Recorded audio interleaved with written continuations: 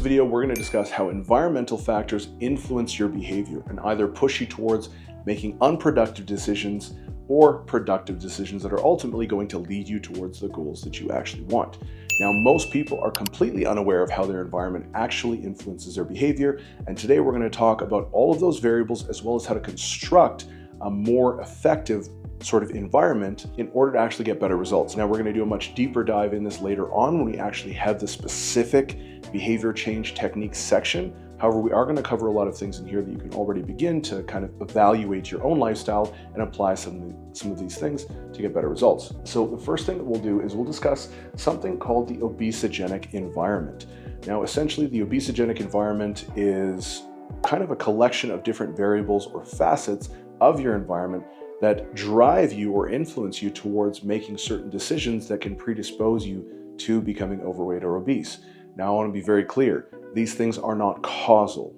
And what I mean by that is simply because you have some of these environmental factors does not mean that your behavior is therefore predetermined. That is not what this means at all. And a lot of the times, one of the big mistakes that people make when they're communicating environmental variables is they make it sound as if it's deterministic. Oh, because your environment is like this, therefore you are going to behave like that. That is not true. In fact, we need multiple things to intersect in order to actually make these variables a little bit more impactful, but there's still a significant amount of heterogeneity.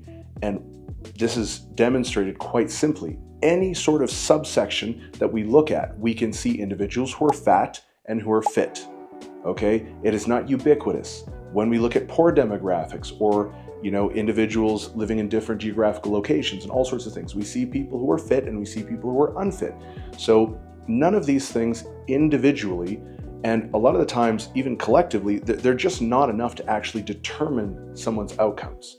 But they can influence them, and the influence for some individuals can be fairly substantial. So it's important to understand these things so that we can actually make better decisions in our own lives and actually have more agency to make those better decisions and stick to the habits. So the first one we can discuss is technology. Now, this is a really big one. When I first moved to Canada, we didn't have smartphones, we didn't have the internet, we didn't have a lot of the things we have right now. If you wanted to go out and get something to eat, you couldn't just use DoorDash. So let's take two separate examples to kind of amplify the specifics in terms of how these environmental factors can actually impact your behavior. Let's say we have two different individuals and it's 8 p.m. and it's kind of getting late and they want something to eat, they're hungry, but back in the day, before you could order DoorDash or anything like that, if you wanted to get something to eat but you didn't want to make it yourself, you had to actually call a place because not all places actually delivered food. So that was the first problem. Most of the time, the places that deliver would like Chinese food and pizza. So let's say you wanted something else. Well, you'd actually have to go into your phone book, call all the different restaurants, see which ones are open, see what their menu is like, and then drive over there and actually pick it up to go or stay and dine in. Then you'd have to come all the way back. Now, throughout that entire process, we have multiple points of friction that can deter you from actually going out and deciding to eat out. Now, whether that's a good thing or a bad thing, it's not necessarily relevant. The point is, we have multiple points of friction that will deter you from that behavior. However, let's look at a situation from today. Pretty much everyone has a smartphone. Even kids have smartphones these days. And all you need to do, if you're hungry, same situation, 8 p.m., you don't want to make food, you just go open up DoorDash, and they already have a bunch of options populated for you right off the bat. So it's going to decrease decision fatigue. Then you just click a button, place your order, and within 15 to 30 minutes or something like that, now you have an order at your house. So over here, we have multiple points of friction standing between you and that particular behavior. Over here, we have very few points of friction, right? And that's deliberate. Anytime you get an app like that, the whole point is to reduce the points of friction so you'll make buying decisions. And that's a very good marketing feature. It's very good for user experience. However, if you're someone who's struggling to lose weight, it's very clear how this can potentially be a problem. So the big point here that I'm trying to convey is ultimately when we're looking at environmental factors, the big underlying premise is that we want to try and increase the points of friction between you and unproductive or undesirable behaviors, and then decrease the points of friction between you and productive or desirable behaviors. Now, what are these productive or unproductive behaviors? Well, that's going to relate to whether your goals are to lose fat, to build strength, to build muscle, and so on and so forth. So it's all going to be relative, but it's fairly easy to understand how these things can actually impact your own life. Now, we can also see this in terms of processing and agriculture and advances in food availability. So, for instance, from a technology standpoint, we have more access to ready-made meals. I think they're called like the Hungry Man, pre-made frozen meals. You pop it in the microwave, it takes 5 seconds. Those things are like 2,000 calories or 1,500 calories, right? So again, we're reducing points of friction, but unfortunately, in this case, it's an unproductive behavior that's probably going to make you overeat in this case. Now, again, it's not deterministic, but these things can definitely compound and add up over time. So you can see where I'm getting at. Then we can look at your financial position. So for instance, let's take two different individuals. Individual number one, fairly successful. Let's say they make, 6 figures or something like that. And they can afford to go out and eat with their friends. They can afford to go out and have drinks. They can afford to, order in a bunch and things like that. They're going to have much easier time doing that stuff, in spite of it potentially being a barrier for them to actually losing weight or managing their body composition more effectively. Now take that and compare that to a poor individual who can't really afford any of that stuff because they're pretty strapped. They don't have the extra cash to afford to go out and order pizza or do all of these additional things. And contrary to what people believe, this is a very common claim, but high quality food is actually much, much more inexpensive than junky food, right? And that's not really debatable. Now, the only time that kind of conflict starts to actually come into play is when you're talking about meat specifically.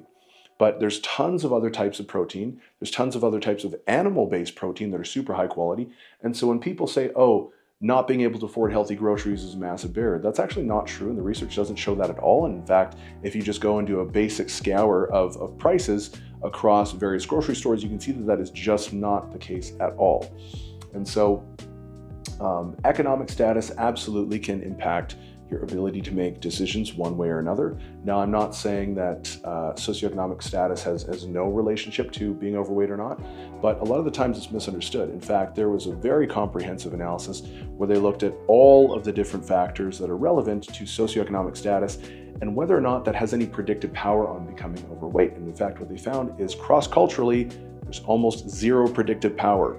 Almost none. In fact, the only time that socioeconomic strata had a predictive power was in America with white women ages 30 to 39. Okay, that was the only time it had any sort of predictive power. Now, does that mean it's not a relevant factor? Well, no, it doesn't. It just means that it's not predictive. And again, it's not necessarily a linear relationship, and it's absolutely not causal. So people oftentimes like to blame environmental factors for their behavior.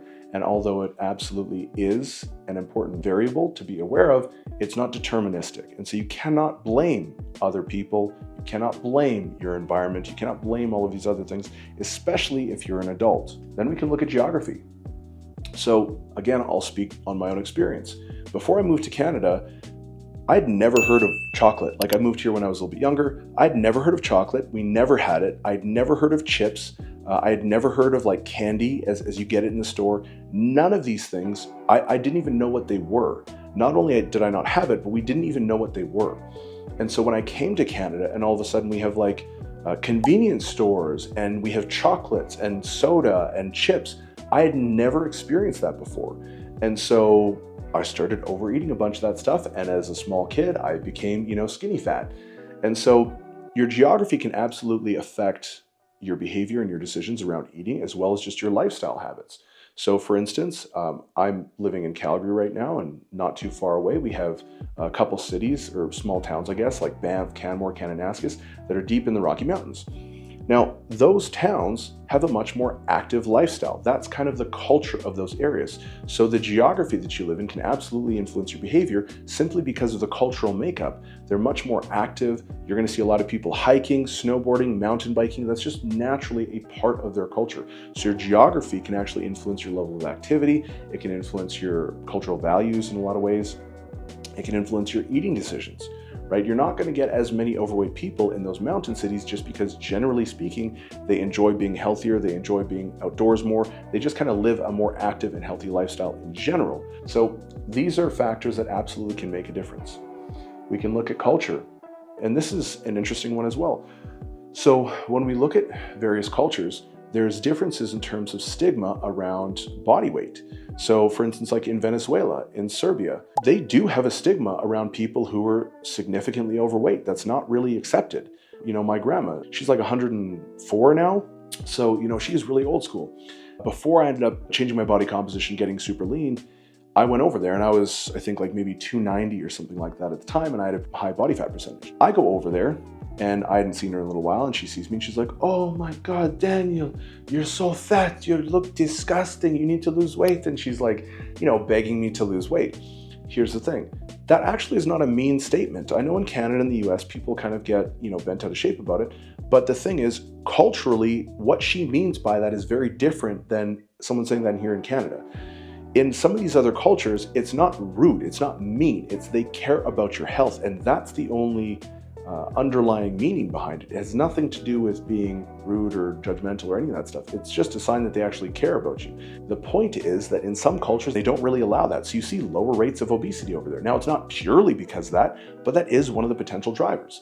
You're just not going to see as many overweight people in some of these cultures because it's not really socially acceptable. Whereas in Canada and the US, especially now, we've got like 75% or more of the American population, which is overweight or obese. Obesity and overweight individuals now officially outpace the number of individuals who are starving to death, which is kind of a wild figure if you think about it. And then simultaneously, we also have this body positivity movement where now people are saying you can be healthy at any size, whether it's 300 pounds, 4, 5, 6, 700 pounds, that the amount of body fat that you have doesn't matter.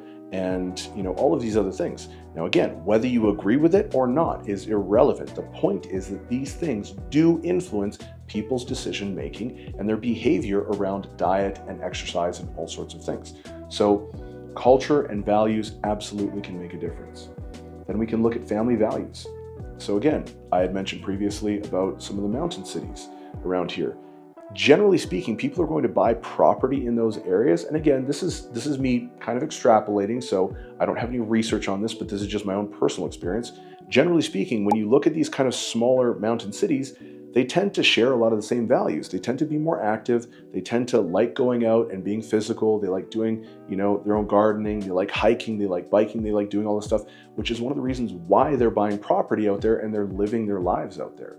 And so part of what that means is that they have certain values that are going to predispose them to a particular set of behaviors.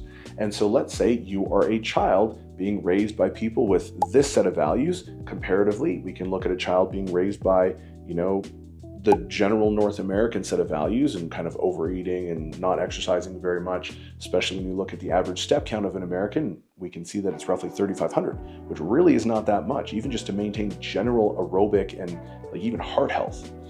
That also leads to access of food and food availability in your actual home. So there was a paper in 2005 by Hansen et al.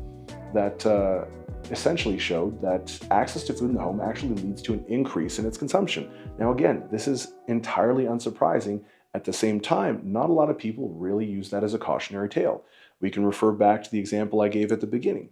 If you have a bunch of junk food, you know, prepped and ready to go, it doesn't require any assembly, right? It's already done. It's ultra processed. It's already made for you. So the probability that when it's late at night, you want something to eat, but you're too kind of lazy or you just don't really want to make something, the probability that you're going to opt for something like that goes up. If it's not in the house, you're less likely to do it. Why? Because again, we have more points of friction. Maybe you have to get dressed. Maybe you're just in your pajamas. You don't want to go in your pajamas. You want to, at least look somewhat presentable. You got to get your shoes on. You got to get changed. You got to actually get in your car and go and drive to the grocery store, grab the stuff, come back. Maybe it's just too much for you. So you're like, it's just not worth it. And you decide to make something instead. So again, we have differences in points of friction. So food availability in the home often influences your actual eating habits. And in a previous video, I discussed the probability of a child ending up overweight or obese if they have overweight or obese parents. And that probability goes up by 10 to 12x if they have overweight or obese parents. So that's a pretty damn substantial increase in risk. Now, that shouldn't necessarily be surprising to people because, again, children are going to model the behavior of their parents. And beyond that, people model behavior of their friends and their immediate social circle. So again, encoded behavior. If you're a child and you're watching your parents eat, that behavior can become encoded over time. And the longer a behavior is encoded, the more difficult it's going to be to change.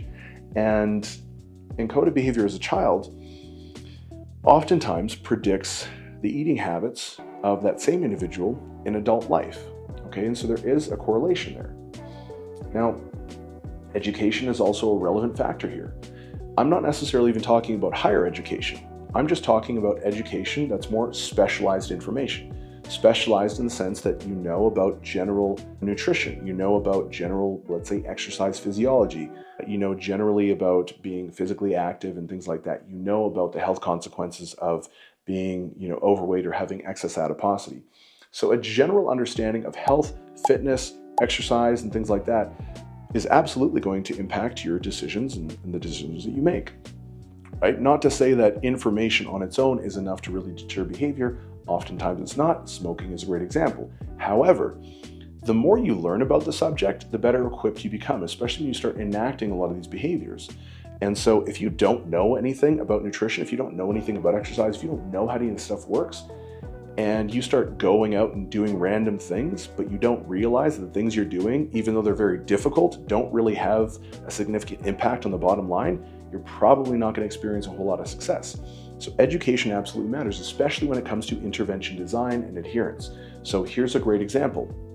Let's say hypothetically, you're not aware of energy balance. You don't understand what calories are. You don't understand the basic fundamental principles of physics and thermodynamics, right? People will claim that people gain weight because of insulin or carbohydrates, or they eat too much protein, or they eat too much fat, or they eat vegetables. And there's all sorts of wild claims out there. But at the end of the day, if you understand basic physics, if you understand the basic fundamental laws of thermodynamics, if you understand the basic fundamental like biochemistry, if you understand just basics in terms of energy balance and some of these fundamental things, then you can start filtering out information and you can know what to follow and you're going to have a higher success rate.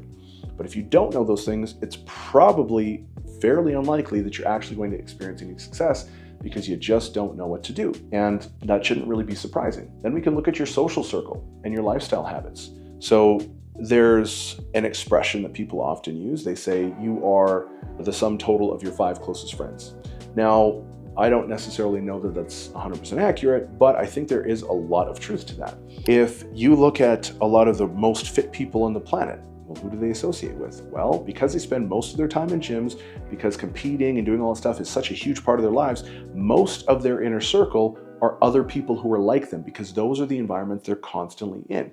The whole point is you tend to associate with people who generally share similar values, similar ideologies, and are also at similar places in their lives as you are. So these things are also fairly important to understand, because if you are trying to change your behavior and a lot of your friends or a lot of your social circle tends to have habits or maintain certain behaviors that are counterproductive to your goals, that can become a pretty big conflict. And anytime you have confliction between competing priorities, it can make it very difficult to adhere, and it means that that needs to be addressed. I'm not saying you need to ditch your friends. I'm not saying you need to, ditch your goals. I'm just saying that that is a barrier that you absolutely need to address, or else it's going to become much more difficult for you, especially over time, if you're not addressing that thing, and it kind of tends to ramp up over time. We can also look at social pressure and social identity. There's plenty of instances when I've been coaching clients, especially newer clients, who will tell me how difficult it is when they're going out with their friends, because they'll be dieting, they'll explain to their friends that they're dieting. They say, I want to still hang out with you guys, but I don't want you to pressure me to drink or to smoke or to whatever it might be that they're working on. And oftentimes people would be pretty supportive, but at the same time, especially if people don't really live that lifestyle, if they don't really understand why they're doing it, they might feel like they're losing their friend, or they might feel like their friend is changing and it changes their friend dynamic. And a lot of people sometimes don't really enjoy that. So what do? They tend to peer pressure them. Oh, come on, you're so strict. You're being so anal about all of this stuff.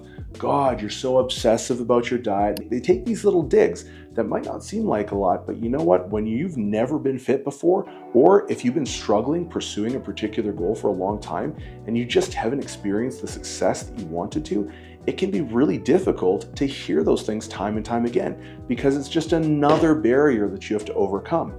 And so friends and family can, in some instances, actively be thwarting you and your pursuits to get fit, to get healthy, to get lean, strong, whatever your goals are regarding your fitness.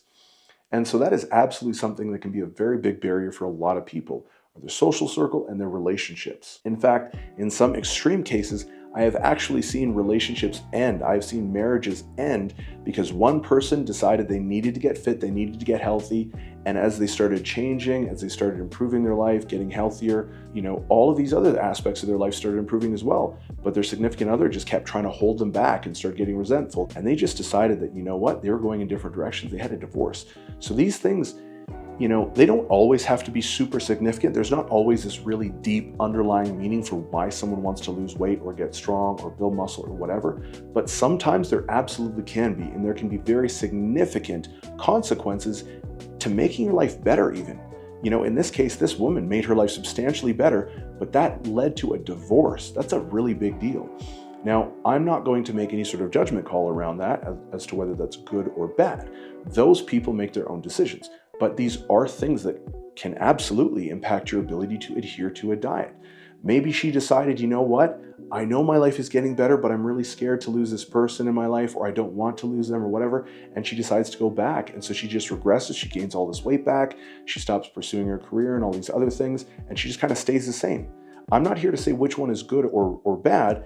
The point is that these are obstacles that exist that are in your environment. Then we can look at external triggers as well.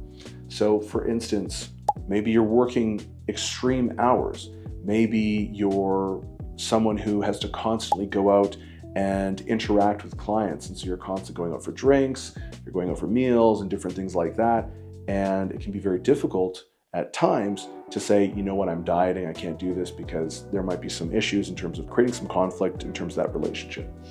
You can look at, again, relationships and just stressors in general.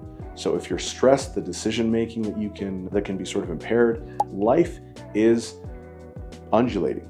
It's not stable, it's not static. Shit happens and things change. And you need to be able to adapt and have a dynamic response to these things. And so when you experience an environmental trigger, a lot of the times you're going to have some sort of internalized response to that. So being aware of how you respond to external stimuli, understanding what those behaviors are, understanding what precedes those behaviors, right? So, what made you become triggered, and then what was the subsequent behavior? Creating awareness around that whole sequence is super important, because if you realize, and in fact, I actually had a discussion with one of my clients today about this exact thing. And what they noticed is that when they're bored, they tend to overeat. And they're not even hungry a lot of the times. They just feel compelled to eat. And this is very common for a lot of people. And it's actually not even necessarily regarding boredom. What's more accurate is emotional distress. Sometimes people call it boredom. What it actually is anxiety, feeling unsettled, feeling anxious, and a whole host of other things that are kind of underneath the surface. And so when people are doing that, a lot of the times what I might ask them is, okay, what happened before that? Why were you anxious in the first place? Sometimes it's because they had a fight with their significant other, sometimes because work demands were a little bit stressful, they've got an exam for school coming up, or whatever it might be, and that kind of led them to feel this way. And because they maybe lack a little bit of emotional awareness or self-awareness, and maybe they aren't aware of their current behavioral patterns, they enact things that end up being unproductive. And so understanding how you interact with the environment is incredibly important, because it can save you a lot of grief and basically offer a lot of protective barriers between you and making unproductive decisions that are actually going to thwart your progress. Now, this is actually an incredibly important point to note. So obesity rates have tripled in the last 60 years, according to the National Institute of Health. Okay? So why am I saying this? People blame our genetics. Did our genetics change that much in the last 60 years? Obviously not. That's not how evolution works. People blame poverty. Did we become more poor in the last 60 years? Obviously not. People blame geography. Did we move? No, people are still living in all of the same areas that we were before. Okay, and there's going to be subtle differences here and there, but the point is that people blame all sorts of things. Now, ultimately, it boils down to lifestyle, which is influenced by many things, including our environment, right? Which is kind of this complex intersection between, culture, technology, geography, education, all sorts of different things. So these environmental factors all come together and end up having a synergistic effect, whether productive or not, and influence our behavior. But it really just does boil down to lifestyle. Okay? It's not genetics. It's not any one of these factors, because a lot of those things have not changed. So in isolation, they're 100% insufficient. They have almost no explanatory power on their own, okay? But when we combine them together and then we contextualize it, well, now all of a sudden that's a bit of a different story. So how do these things affect you? I think a lot of these things are important to understand in your own individual context as opposed to understanding them in other people's context, because that might convey a bit of a misleading message to you, right? So these factors, and this is probably one of the most important points that I can convey in this entire video, these factors are not deterministic, but they are influential.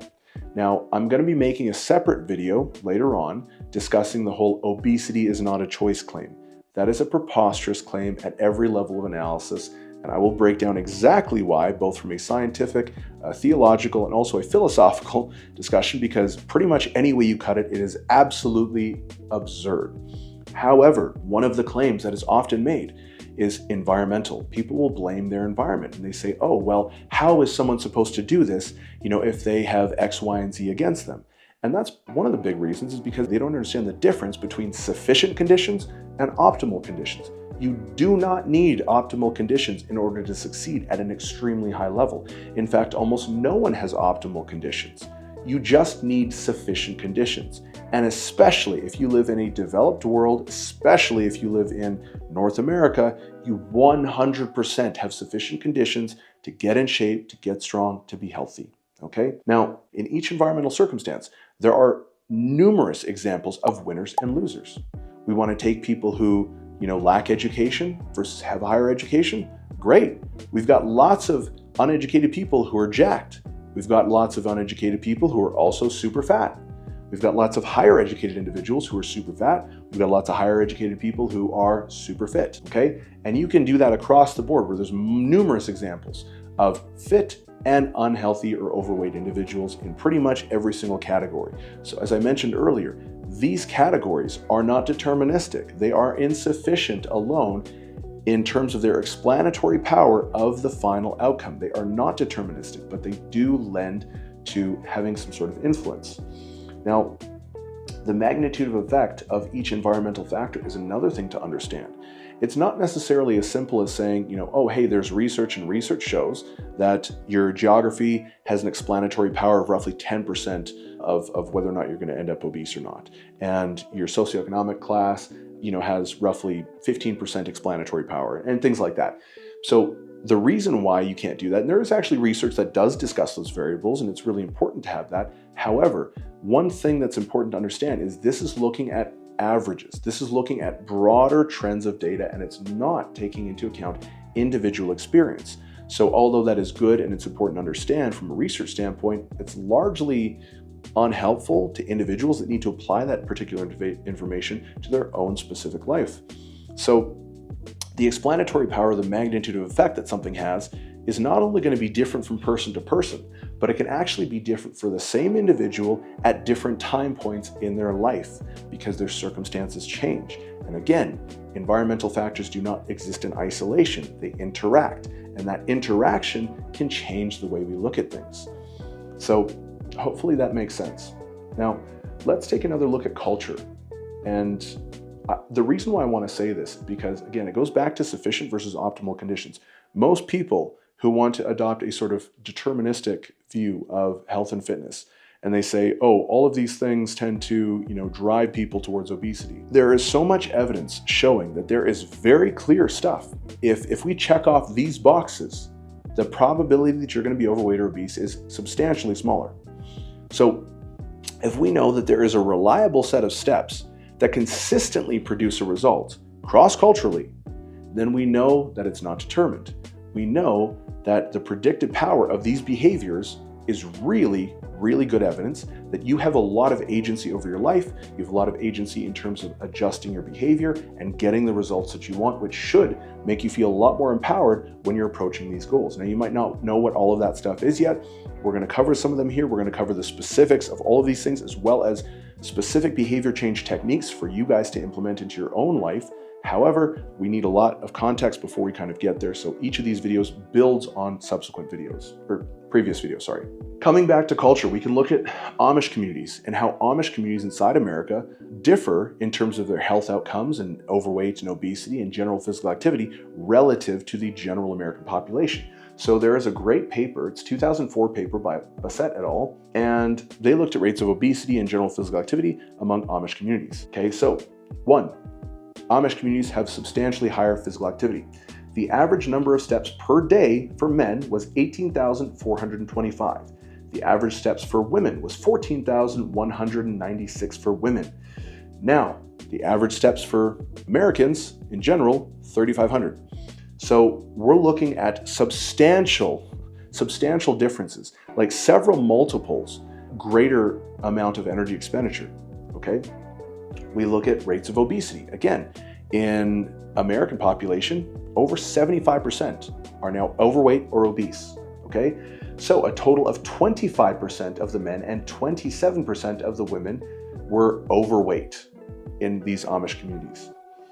Now, 0% of the men and only 9% of the women were clinically obese. So we're looking at 75% all the way down to, 27%, 25%, and if we take the obesity, it's down to 0% or 9%. Again, that's comparing this specific community of this Amish community. But at the same time, it's very, very telling, right? And I think a couple of the lessons you can take from this is, again, diet and your food composition and your general physical activity make a substantial difference.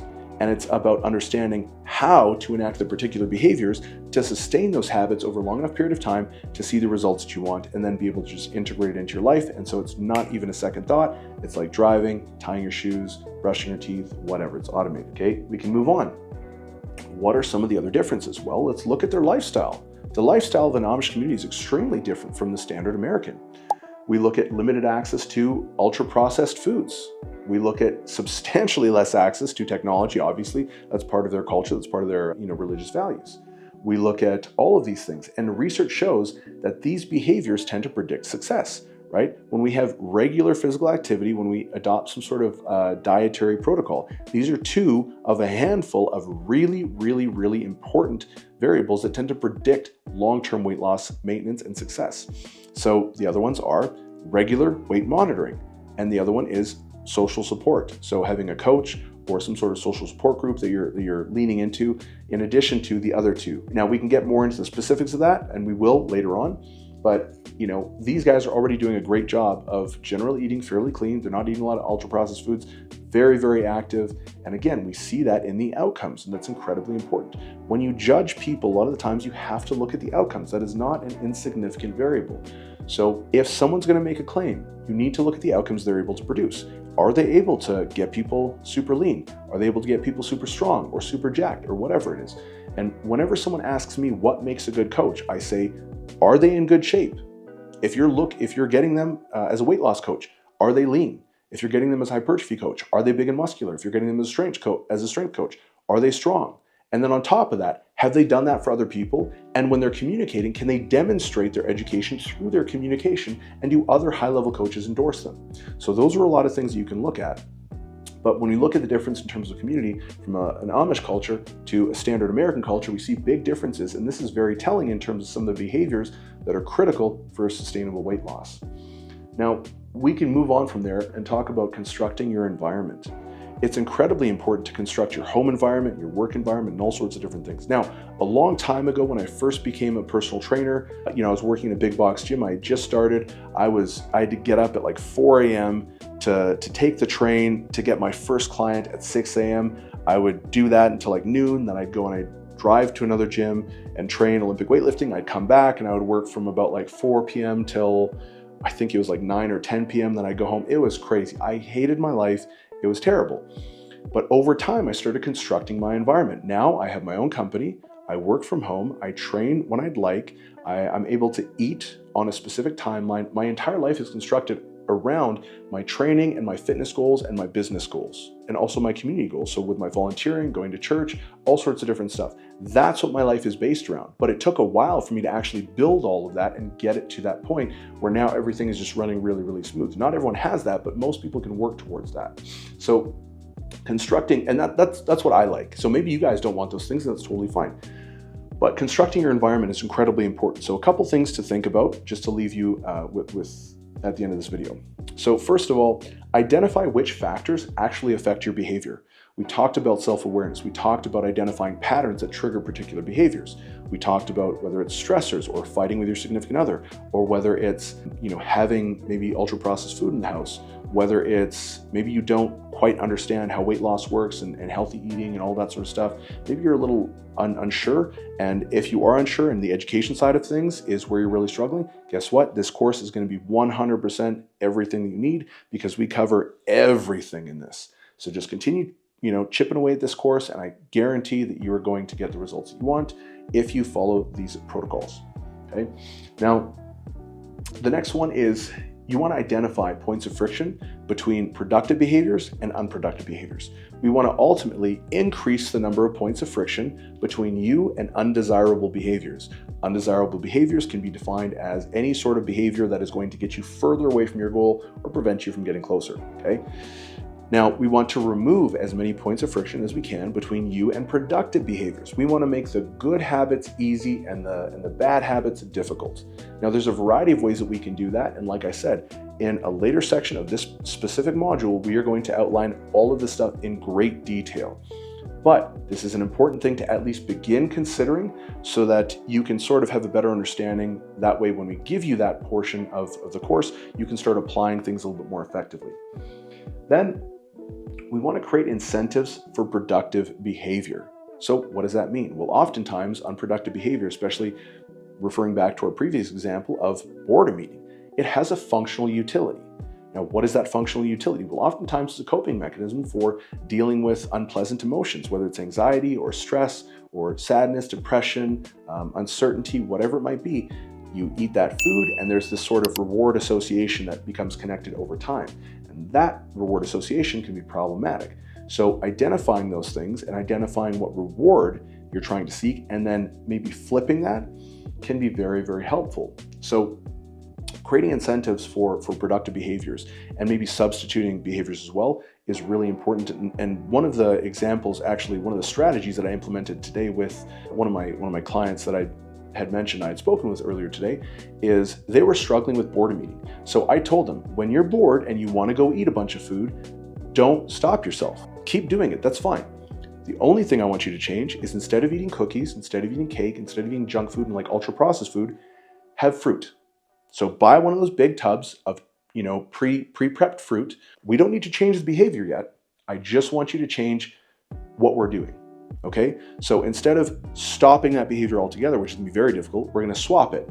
So we're going to continue doing the same thing, but by changing ultra-processed food to highly nutrient-dense, low-calorie food, we can do a couple of things. One, they're getting tons of fiber. Two, fruits are actually delicious, so it's a great way to do that. Three, it is very, very filling, and it's super micronutrient dense. And lastly, it's not calorically dense at all. And so what ends up happening is you can eat 3 times the amount of food and have only a fraction of the caloric load that you actually end up absorbing. So it's not to say that this is a final solution, but it is one potential step in the right direction. We're reducing total caloric load, we're getting more micronutrients in, we're getting more fiber in, all of these things are healthy, and sure, it might be part of an unproductive habit, but at least we're able to patch some of the holes, have a band-aid solution that can be effective for a temporary period while we build enough more skills to eventually replace and remove that behavior altogether. So this is a really effective adjunctive treatment for something that we can use until we can replace that entire behavior. So again, creating incentives for productive behaviors and increasing points of friction between you and unproductive behaviors.